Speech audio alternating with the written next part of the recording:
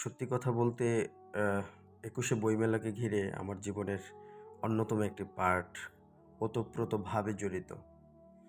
তখন আমরা বইমেলাতে অনেক সমাদৃত লেখক দেখতাম, পাঠক দেখতাম। এই তো কয়েক বছর ধরে বইমেলাতে মূলধারার লেখক এবং সমাদৃত পাঠকের খুব অভাব বোধ করছি।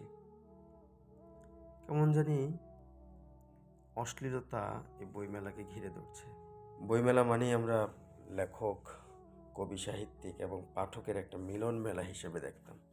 কিন্তু আজকাল কন্টেন্ট ক্রিয়েটর যারা অশ্লীলতায় নিজেকে আবৃত্ত করে রাখছে, আগাগোড়া অশ্লীলতায় ভরপুর, তারাও অর্থহীন বই লিখে যাচ্ছে এবং এটাকে জনপ্রিয়তার একটা মাপকাঠি ধরা হয় বিধায় তারা এটাকে হাতিয়ার হিসেবে ব্যবহার করছে।